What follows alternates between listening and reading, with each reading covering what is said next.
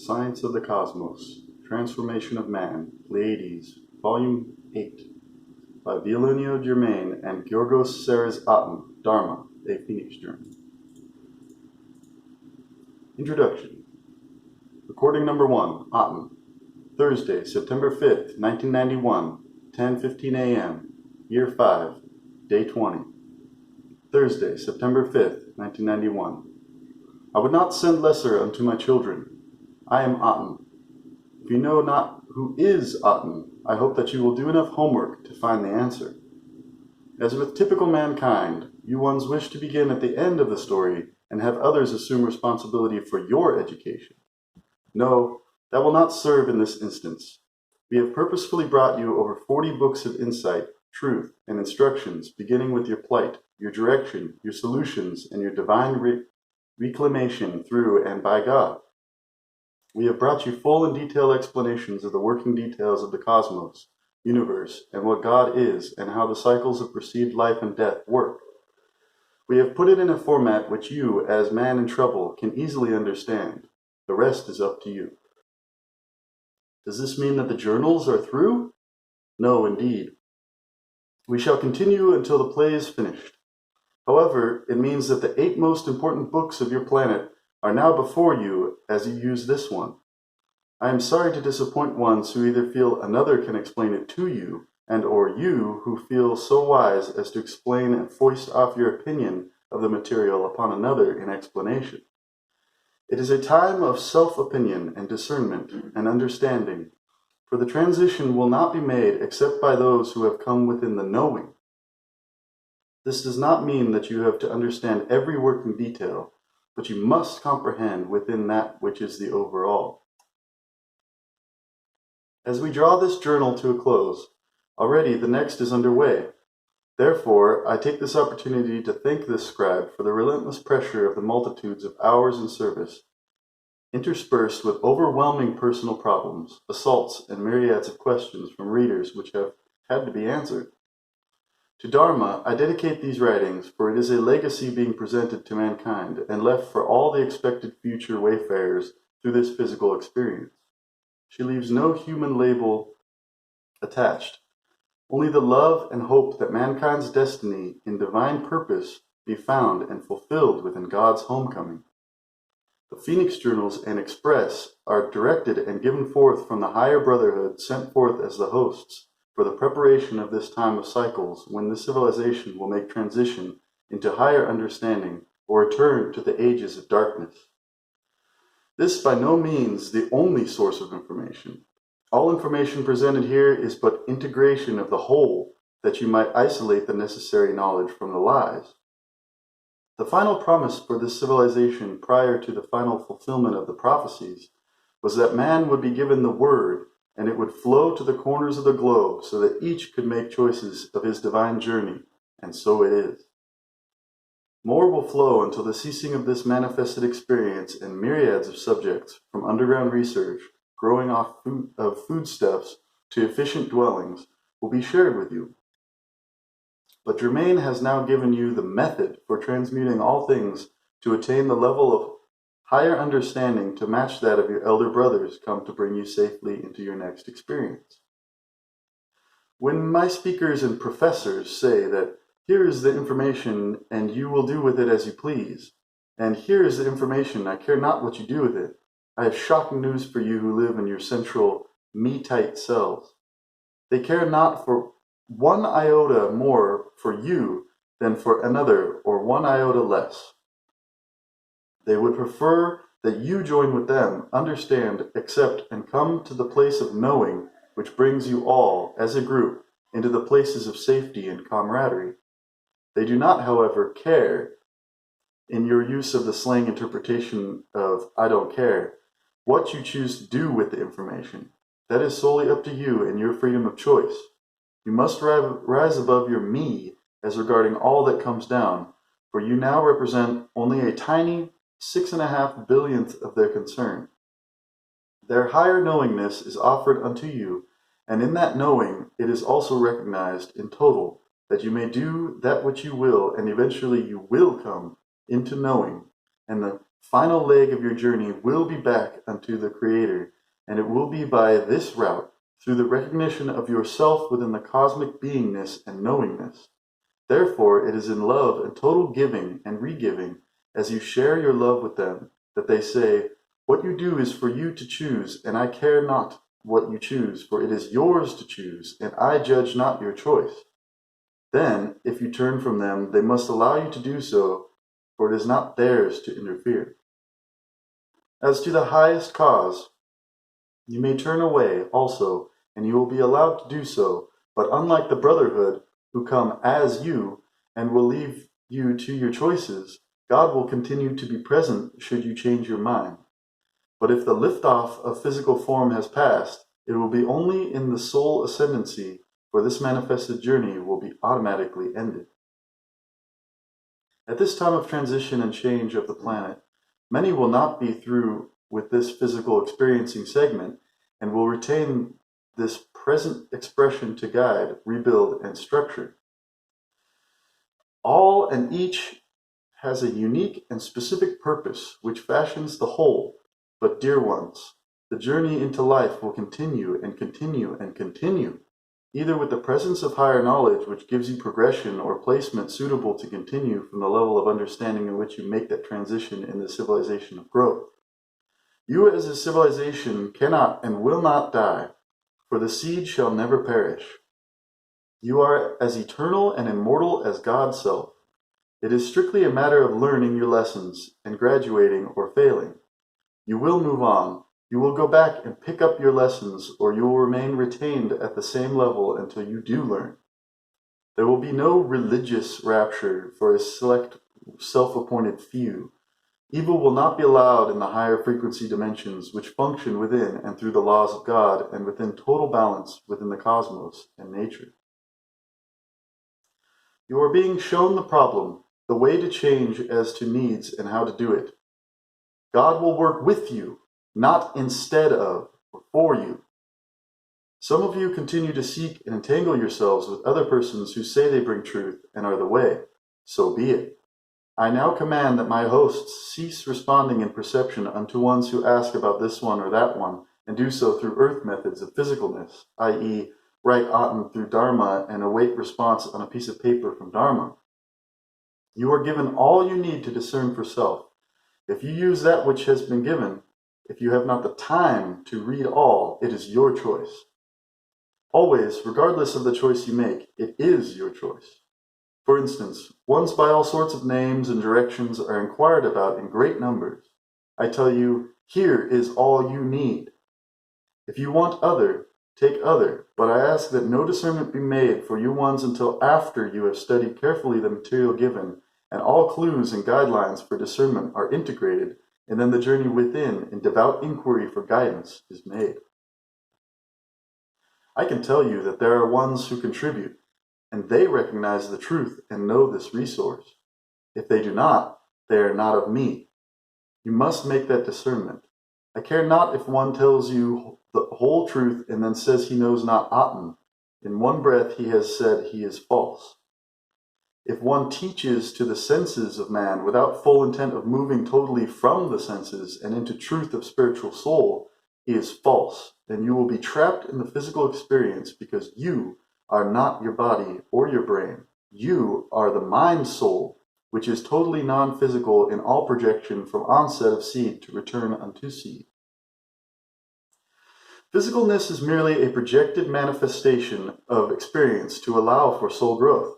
Some of you learn very, very slowly and experience quite heinous perceptions, but it is the way it is, no more and no less. It is the time of opportunity of a civilization to move as a whole into higher understanding and wondrous experience, although not in final perfection, for you are still primitive in knowledge.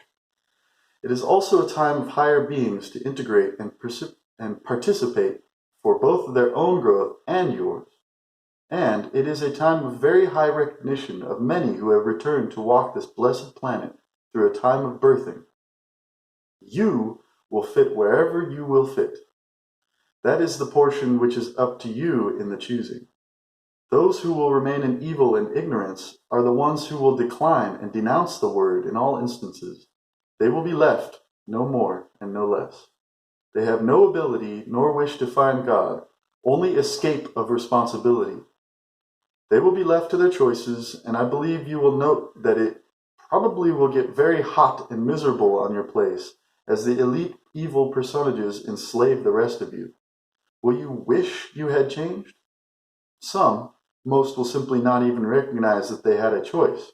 Is this fair? No, it is just. All ones will have the same opportunity to avail themselves of truth. He who chooses to deny is getting that which is actually fair, for he asks to be left alone in his experience. God is not force nor coercion. God is total love, supplier of the word, shower of the way, and allower to and of experience. Following this, the thrust will be in bringing more enlightenment and assisting with the turnabout in scientific knowledge, as it is safe for it to be brought unto you. Prior to that massive revelation, you must do certain things which will allow continuance of your planet with ability to function.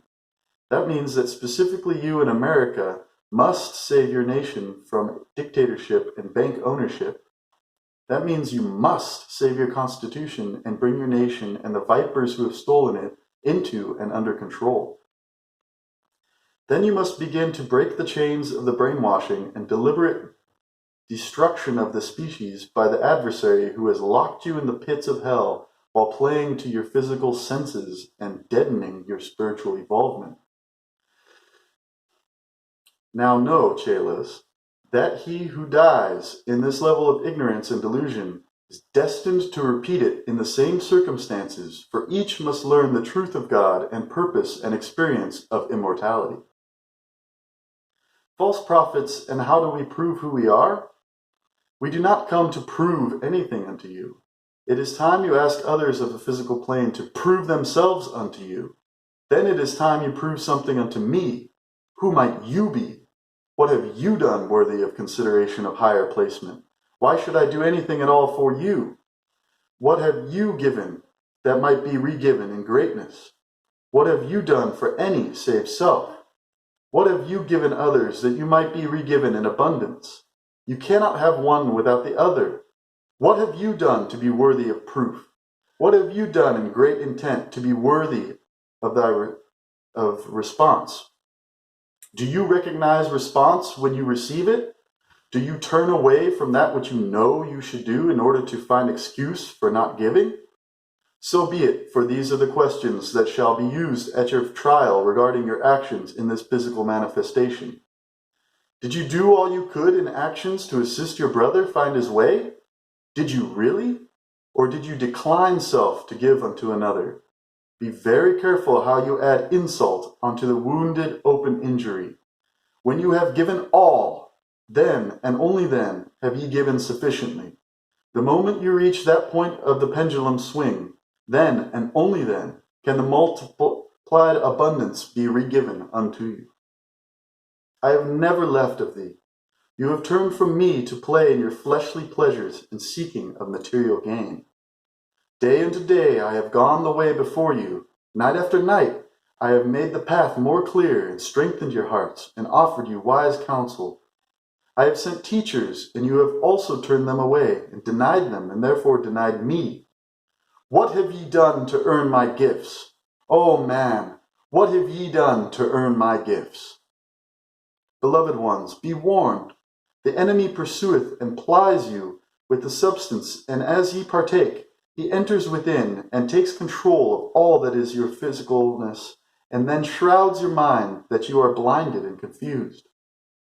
Evil stalks you as the lion does the sheep, waiting until you are unguarded and reach out for that bait within the sensual trap. But you can see me in a twinkling. Ye need not wallow in the mire of the evil entrapment, for the heavens shall be opened, and you shall discern me as I am. You shall see the great sights, for mankind is omnipotent unto himself, though he knows it not. He is an angel unto himself ministering. How do you minister to self? The day is coming soon when those who would watch faithfully shall see a bright cloud, beginning no bigger than a hand. Mark well the parable. The day will dawn when man shall see a witness unto his waitings in the triumph of his sensings. There will come the one who is not a myth, though all else denied him. There is one who makes you receivers of miraculous appearings, who gives you your visionings and your truth.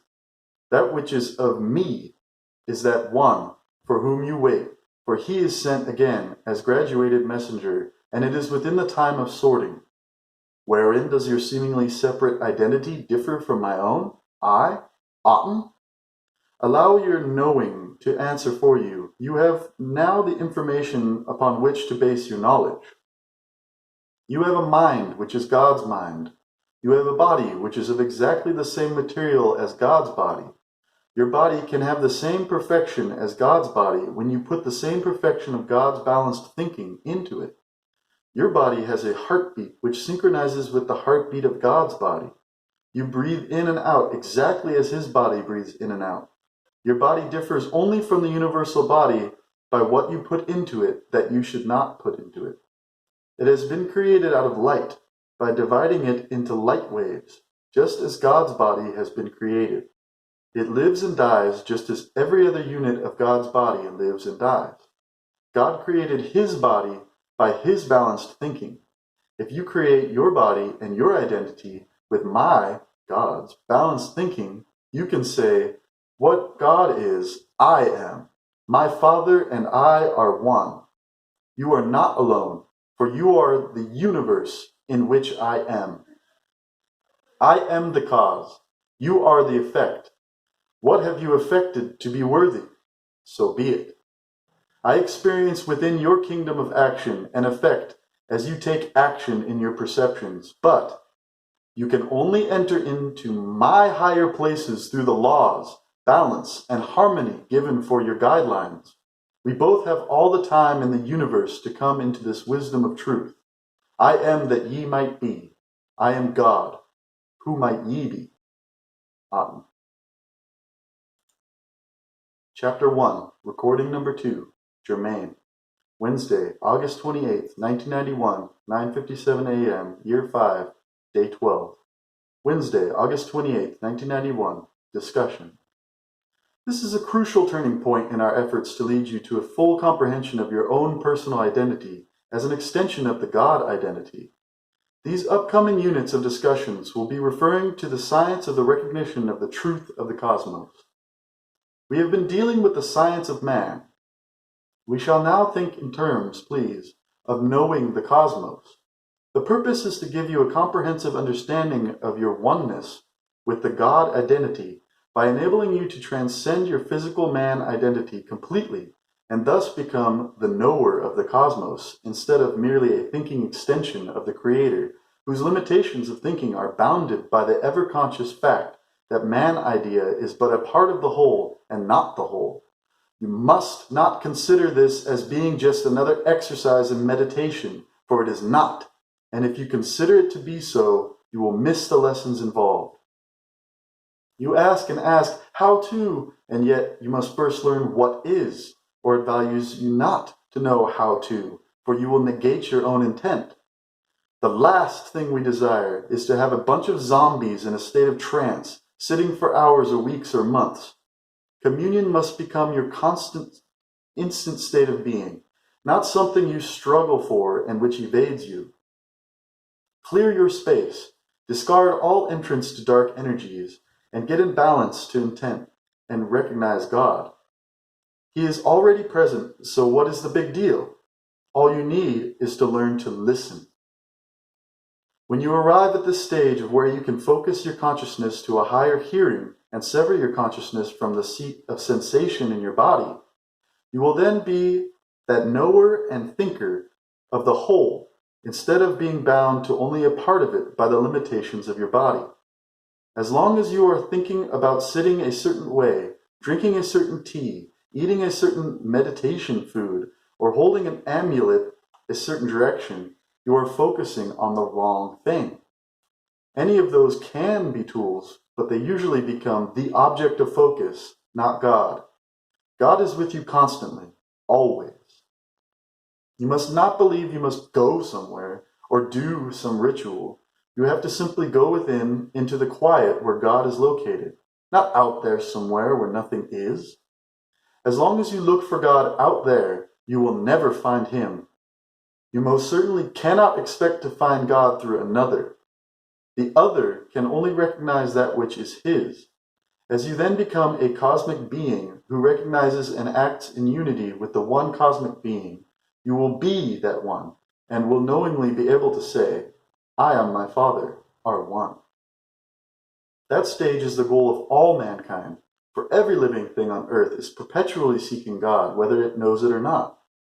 Every living thing is perpetually turning toward the visible light which God invisibly centers, no matter whether that thing is man, flower, tree, wave current, or atom. We are all living things. All are living things, and all are light, for naught is but light. Light is the one thing, the one intelligence, the one power in the universe. Those searchers for God who have conceived the one being as having wrath and anger have cruelly retarded the human race in its search for the God of light and love, which messengers of all time have described. But this barbaric race of humans has never been able to comprehend their meaning. The greatest contribution any human can make for human race transcendency is to give a dynamic description of God which will withstand the tests demanded by laboratory methods and standards. The final journals of this series will fulfill that requirement and give to the world a concept of God which is so undebatably true that an atheistic person or nation would be wholly impossible in a normal society. This new series of lessons will give a complete roadmap from static space to dynamic motion and back again to static space. Such a teaching must be scientifically based, for one must first know God's methods and processes before one can intellectually comprehend God. Even then, one will not know the spiritual God until he has been enabled to become God by completely severing his physical self from his cosmic self. For an intellectual comprehension is still bounded by body awareness, while cosmic comprehension is not. To unfold this concept of the universe in so brief a description as can be given through these lessons will necessarily leave much to be added in detail by scientists, philosophers, and mathematicians if they will come into acceptance of the fundamental principles. But if what is given herein with its diagrams is received with open minds, it will advance the knowledge of the human race and its consequent higher status and completely change the perception of man in less than one generation. When it is accepted, you will find yourselves already living in that advanced civilization. Let us consider this journal to be cosmic science. I suggest you put aside all preconceived notions regarding this subject except as presented by ones such as Walter Russell, Nikola Tesla, and ourselves prior to this particular writing. If you entangle it with hearsay from ones such as Sagan, Friedman, and the New Age channels, you err greatly, for I do not sanction New Age concepts, and do, in fact, feel that that very intent alone can destroy your civilization. You are in a cosmic age of growth and transition, not a new age of magic and unbased suppositions. What we give you is also ability to prove of concept. For when the students are ready, the teacher is always made available, and as we move from this into the next class, you who prepare will be ready to also move. The heavens and the bodies therein have great, great meaning. But not as the astrologers use the charts for fortune-telling. They can either be a deceiving bunch of nonsense or utilized as the tools intended, bringing unfolded wisdom beyond the imaginings. Modern science is tragic. The ultimately supreme need of the human race at this stage of unfolding is the discovery of the existence and identity of a comprehensible God by methods and processes which will meet the requirements and standards demanded in the laboratories of science, as well as within the heart and consciousness of man. The tragedy of modern science is that it has already made this supreme discovery, but is not aware of it. Because of the present-day misconception of the universe, which the Creator built in the image of cosmic imaging and of God himself, whom religion is pictured as some kind of angry God of wrath who wreaks vengeance upon so-called sinners, instead of conceiving him as a God of light and love. Fear has been created by man, which leads to war and the preying of man upon man, and is the dominant note upon which our civilization has been constructed. As long as fear dominates the human race instead of love, it will create the disunity which is characteristic of its many religions. When the day comes that fear leaves man and love enters, the age of slaughter of man by man will end, and the age of character will begin. In human justice, we are not blaming religion alone, for science and religion are father and mother mates, science being the father. All down the ages, man's discoveries in science have progressed your civilization to the point where a man's world is its resultant effect. Man has always been master of the world, and man's nature to conquer has always suppressed the love nature of woman. Deeper still than science, which should have discovered the God of love, balance, or religion, which created a God of fear and wrath, is the basic cause of man's self-made troubles, and that is man himself, who strayed from God's natural law at the dawn of consciousness and has continued to do so to this very moment. Alexis Carrel was right in saying that all of man's institutions, and these include government, industry, education, and home relations, were man-governed and out of balance with themselves and with each other, and must, therefore, all be changed to obey the laws of nature. This is why we keep making the same statement over and over for your attention. God will work with you, but not for you. It is also why you must understand the law of rhythmic balanced interchange between all opposite pairs in nature. We will continue herein to give universal science a clearly delineated roadmap into space to clarify the mysteries which it has for so long been unable to fathom. When the day comes that it does so, a cohesive, unified, and forever enduring civilization will emerge, resulting in the transcendency of man from his present lowly status to that final goal of his Creator's intent, where he can knowingly say, I and my Father are one.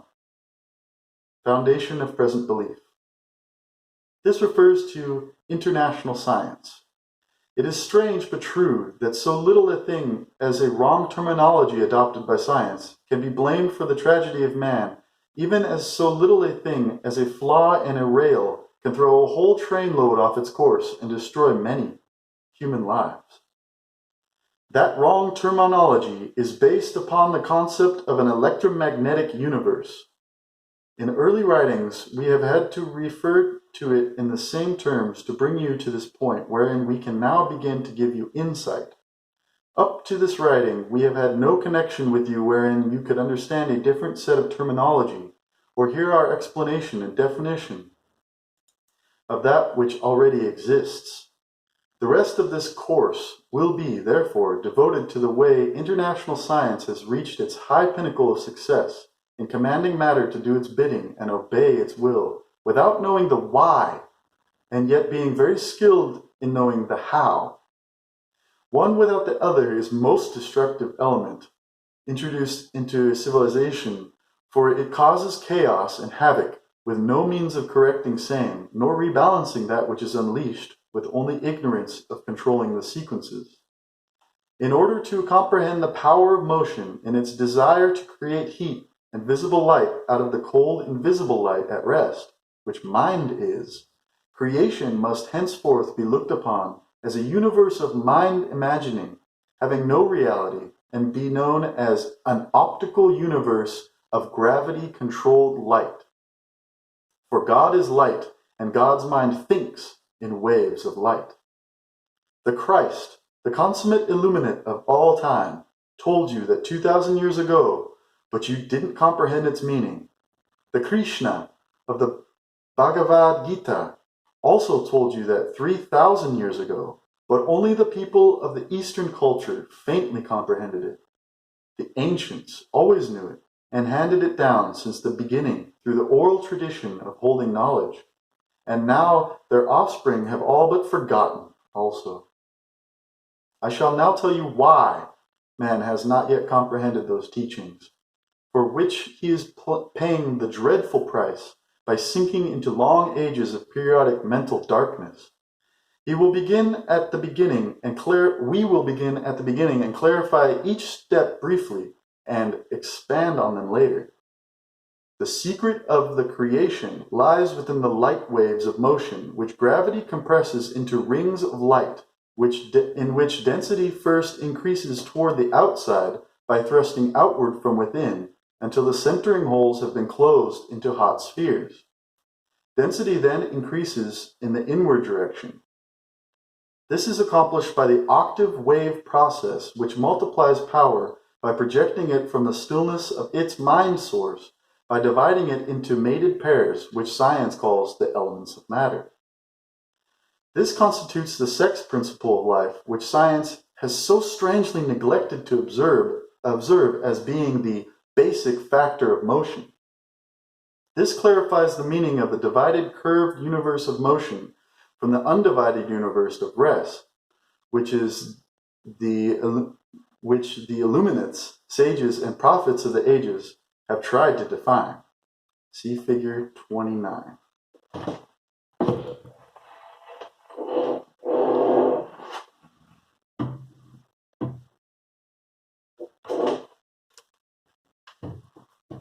Secret of creation lies in the wave geometry. Man's science has already unknowingly conquered this principle, as you shall see. You shall also see that knowledge of the wave is man's measure of his power to command matter. To explain figure 29, the waves compress the invisible light of cold space into visible light of incandescent suns.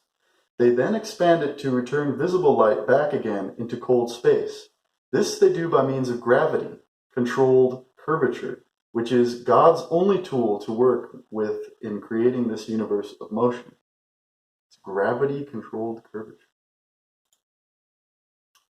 Failure to recognize the secret of life as being the sex principle which lies within the motion of light waves, the alternating sequences of compression and expansion, are the very cause of motion, as indicated by their sequential, equally interchanging inbreathings and outbreathings.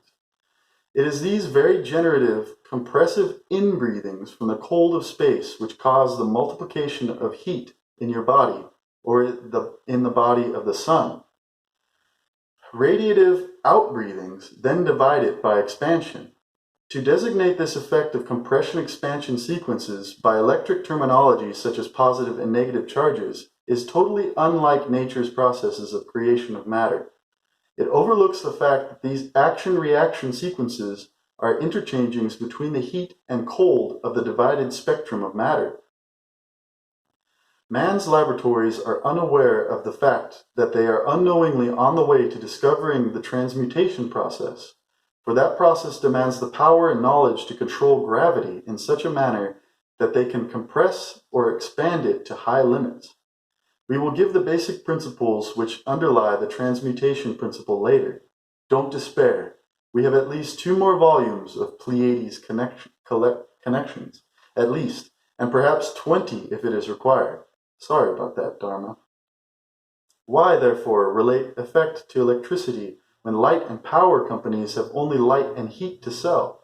Why also relate them to magnetism when they have no magnetism to sell?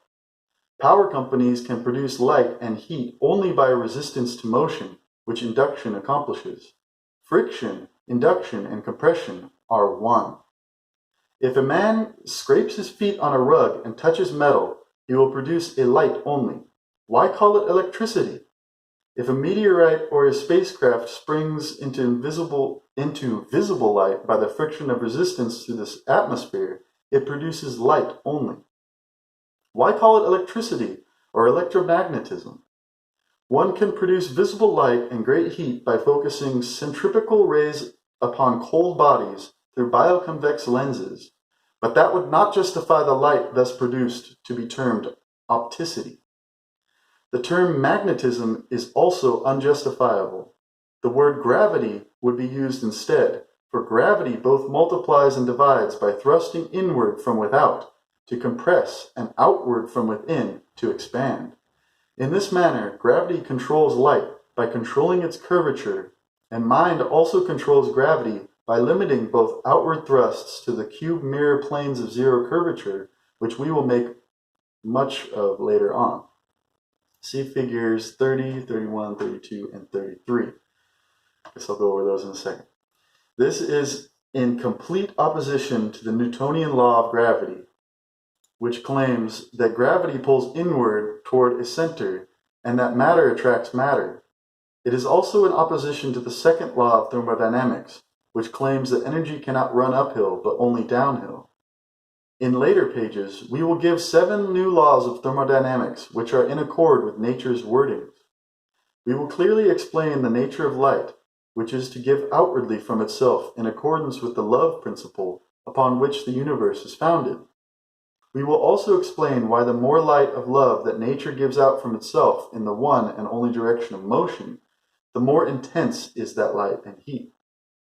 The opposite reaction to giving is not receiving, it is re-giving, as life gives to death and death re-gives to life.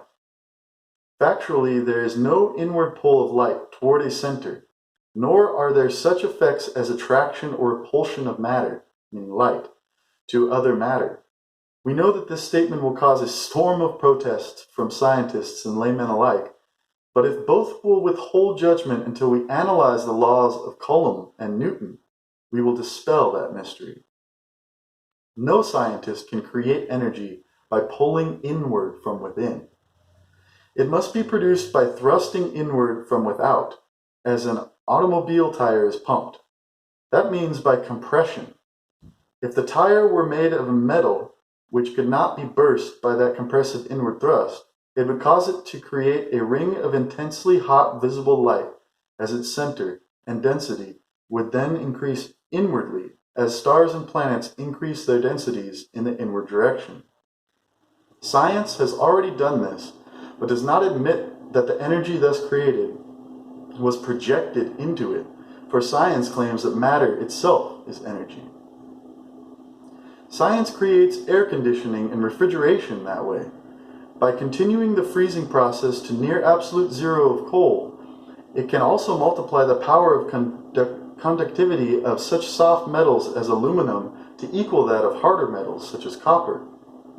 Many laboratories have already done this, and the DuPont company has created what it terms now non-conductive substances by the opposite direction of expansion. All of these laboratories have been on the way to a solution of the principle of transmutation, but, unfortunately, are unaware of it. Furthermore, they have also been on the way to the control of gravity, which a certain distinguished scientist said would climax all discoveries by giving man an unlimited command over matter. Science has long ago been in control of gravity, but is, unfortunately, also unaware of that.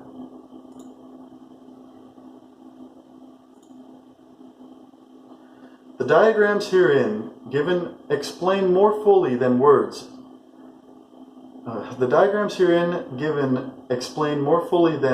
Can how the outward thrust direction controls both the apparently opposite directions of compression and expansion, centripetal and centrifugal, clockwise and counterclockwise, inward and outward, refractive and diffractive, and conductive and inductive pairs of opposites, for which the mental equivalent is concentrative and discentrative.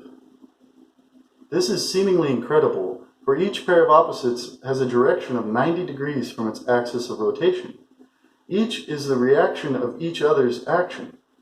Always bear in mind our new law of the cycles, which reads that compression heats to cool, and expansion cools to again heat.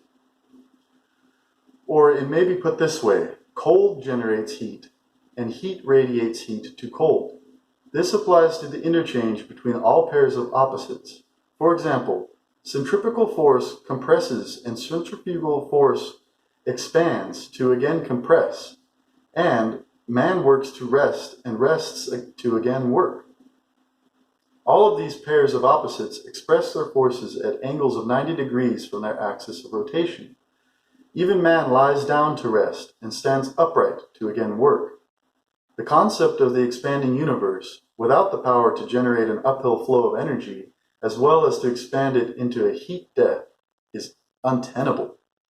We again repeat that science has been doing it every day since laboratories began. I believe this is a good place to break off this chapter and take a break. Thank you for your attention. I would like to write again today, please. I am Germain. Now let's go over these pictures. One moment.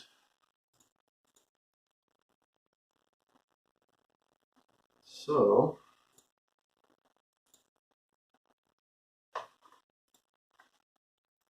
we have this picture sideways.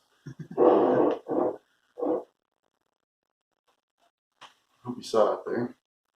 The secret of creation lies in the light waves of motion, the sex principle. God giving and re-giving light waves of motion. The wave. Now, next picture is Walter Russell, actually one of our own. The cyclone manifests nature's entire creative process. So here is a picture of a cyclone, apparently. The only way nature or man can produce visible light is to compress a large area of invisible rays into a small area by focusing it to a point. This produces a cone-shaped form such as a cyclone. Its ever-increasing speed of motion generates multiplied energy, which then divides to radiate that light back into cold space. These pictures are pretty cool. There's the gravity cycle and two cyclones in collision.